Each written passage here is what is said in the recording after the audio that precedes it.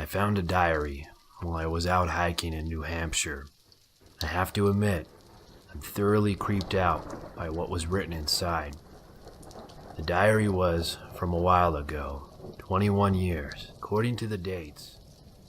It was sealed really well in plastic wrap and stuffed in a watertight bag. If I hadn't hit the thing with my shovel when digging a hole to take a dump, I never would have found it. I wish that would have been the case, because I can't stop thinking about the stuff I read.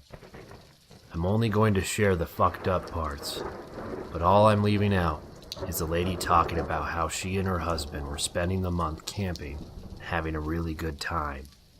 There, just saved you 5 pages. Here's where it got weird. July 2nd, 1994, 7 a.m.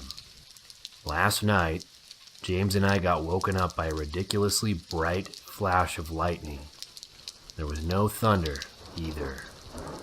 James said it must have been heat lightning. He's probably right, because it was disgustingly hot and muggy all day, and once the sun went down, it got even more humid. We eventually got back to sleep, and this morning, the air seems a little less like a wet sponge. We're hoping to do 12 miles today.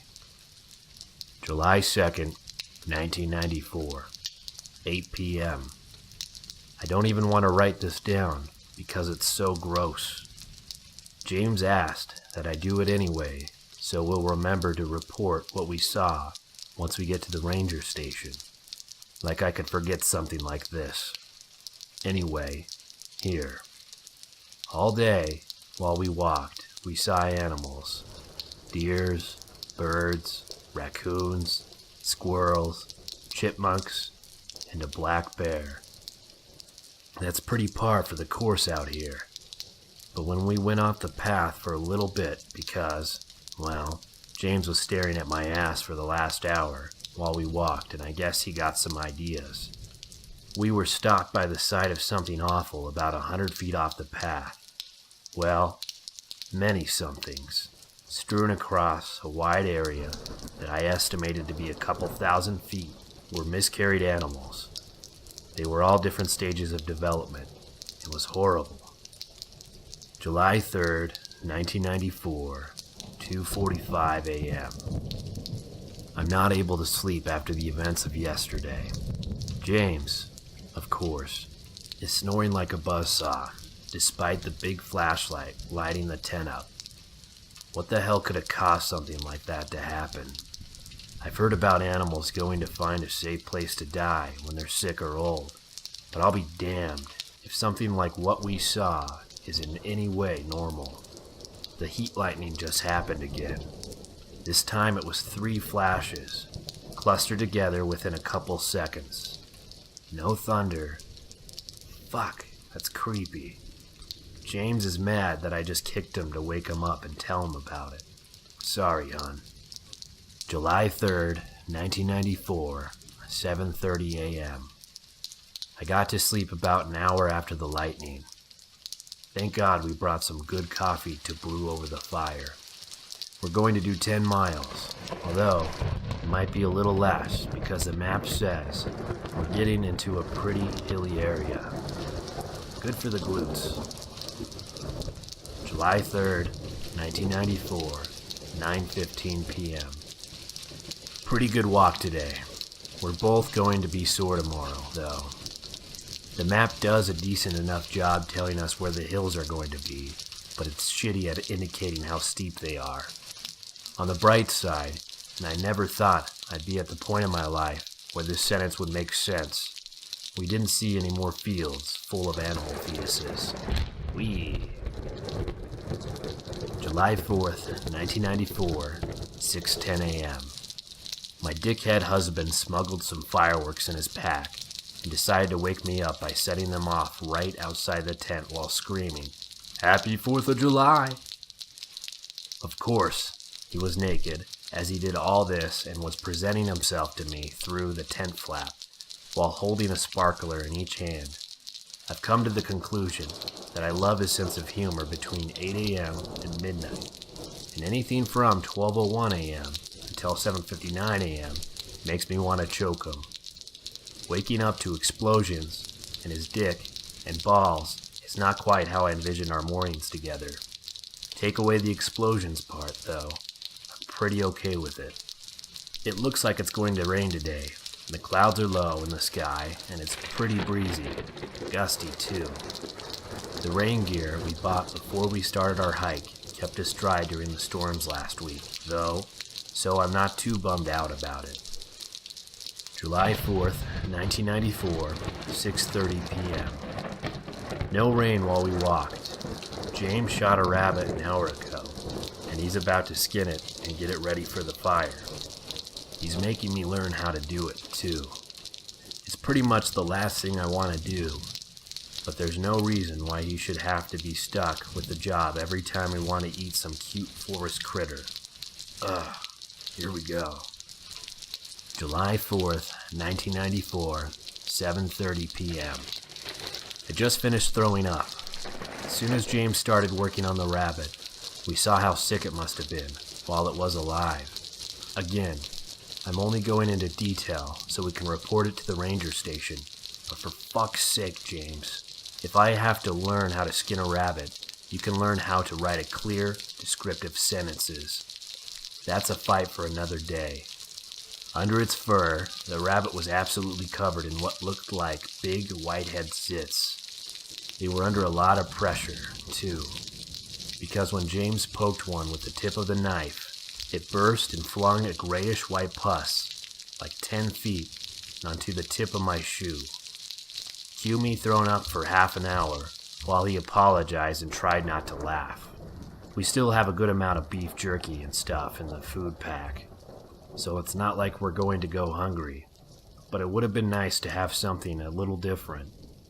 The rain finally started, and we're stuck in the tent. And here's the lightning again. It's flashing over and over and over. Sometimes it's a few quick bursts. Others, it's just single ones. The last upwards of 4 to 5 seconds. It's those long ones that scare the shit out of me. I've never seen lightning like that before. James keeps telling me it's unusual, but not unheard of, especially at this time of the year. It appears to be tapering off a little now, and I'm pretty glad it coincided with the rain this time. I guess it really is just plain lightning. James is a pretty reassuring guy. Early bedtime. July 5th, 1994, 10:10 a.m. I'm freaking out because James is trying hard not to freak out. We've been up since 6, and when we opened the tent, the ground outside was covered in dead birds, dead bats, and dead bugs. And I mean covered. I guess we didn't hear them hitting the ground because of the rain that started up again while we slept. But we still have no explanation as to why they're all fucking dead. That's not the worst part, though. They're all covered with those zit things, like the rabbits. We're deciding to cut the trip short and get the fuck out of here. The map says there's a ranger station about 40 miles to our west. And James said we can get there by tomorrow afternoon if we really move. Both of us are at the point where really moving sounds like a great plan. July 6, 1994, 12:30 a.m. We walked fast and we walked far. The whole way we saw dead animals. They weren't as tightly clustered together as they were around our tent, but we saw a lot. I remember walking under a tree where the ground was littered with dead wasps. When I looked up, there was a huge nest with nothing flying around it. The forest is almost silent too. No birds, only insects. And even their sounds are few and far between. I never realized how omnipresent their din was until it was nearly gone. Fuck. Just a minute ago, the first live deer we'd seen in all day walked into a lit area around our tent. It stared at us for a while, on the outskirts of where the light fell. And when it turned around, I saw a dead fawn hanging halfway out of her body. As the deer trotted away, the fawn slid out and hit the ground with a wet thump, still connected to its mother by a tangle of afterbirth that stretched until it, too, slid out a few feet later. Fuck everything. Good luck trying to sleep tonight, Mel. Okay, something just happened while we were sleeping. I am freaking the fuck out, and I can barely breathe. And I don't know what to do other than write it down to make it make sense. The lightning came and just stayed.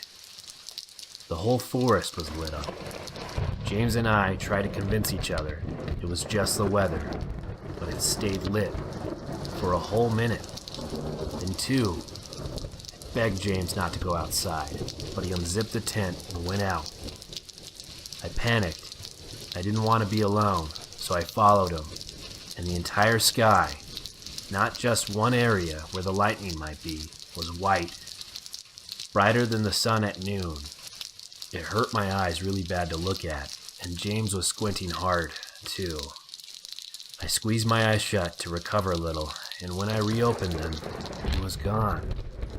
I ran around and looked and didn't see him until I turned back around, and he was right there again, staring at the sky, except he was wrong. He didn't answer me when I screamed his name. He didn't even blink. I could see bumps starting to form on his neck and face. The light was so bright. I pushed James to try to get his attention, and when I did, the area under his shirt where I pushed got soaked with something. Well, I know what it was, but I couldn't look. I couldn't. I can't. He's still outside. He's not moving. Just standing and staring at the terribly bright sky. His pupils are gone, and all that's left is the blue and white. He's different. He's wrong. His skin is getting worse, and I'm fucking terrified. Little bumps are popping up on my hands while I write this, and they're coming to a head, and now one of them just broke open, and that's my blood on the page. I know the wetness I feel on my thighs is blood too. Blood signifying the end of what I've been waiting to tell James on our anniversary next week. I keep thinking about the dead fawn sliding out of its mother. I'm going to wrap this journal up in a bag and run it in the direction of the ranger station. I don't know what else to do. I'll leave it under a tree or some safe spot right off the trail so someone can find it if something happens to me on the way. This page is soaked through now. I have to go before I get worse. Before James gets worse. The light is so bright. And that's what was in the diary. As soon as I read it and typed out what was inside, I mailed it to the CDC because I have no fucking idea what was wrong with that lady and her husband, and I sure as hell don't want to catch anything.